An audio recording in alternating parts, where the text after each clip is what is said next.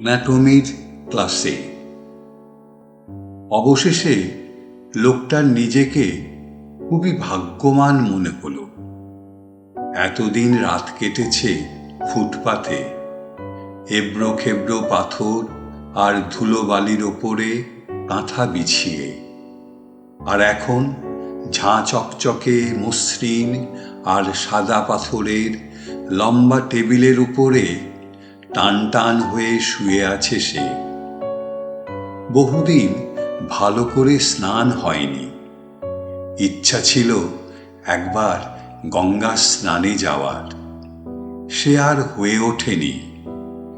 এখানে গোটা শরীর ভিজেছে অ্যান্টিসেপটিক বাথে, গোটা ঘরে ঝাঁঝালো ফরমালিনের গন্ধ।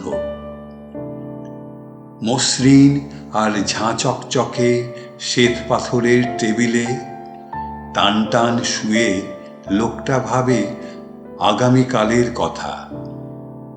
আগামীকাল খুঁটিয়ে খুঁটিয়ে তার শরীরের অ্যানাটমির পরীক্ষা হবে, পায়ের তলা থেকে মাথার মধ্যের ঘিলু পর্যন্ত। কস্মিন কালেও জুতো পরেনি সে, পায়ের তলাটা তাই গন্ডারের চামড়ার মতো শক্ত। পরীক্ষকদের খুবই সমস্যা হবে সেই চামড়া কাটতে। বাঁ পাটা একটু ছোট ছিল, অল্পের জন্য বেঁচে গিয়েছিল সেবার। ঘুমন্ত অবস্থায় পায়ের উপর দিয়ে চলে গিয়েছিল এক বদ্ধ মাতালের স্পোর্টস কার।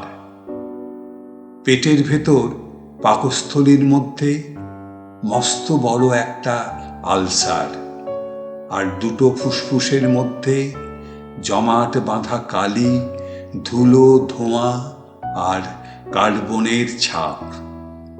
শুধু হৃৎপিণ্ডের চার কামরায় সযত্নে ধরে রাখা হেরে না যাওয়ার তাগিদ, আর ধমনীতে ধমনীতে বেঁচে থাকার আকাঙ্ক্ষা। কিন্তু লোকটার সব থেকে বেশি চিন্তা তার মাথার মধ্যের স্নায়ুদের নিয়ে।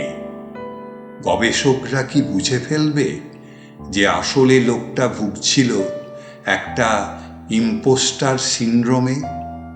ছেঁড়া কাঁথায় শুয়ে শুয়ে সে স্বপ্ন দেখত একদিন আকাশের তারা হওয়ার।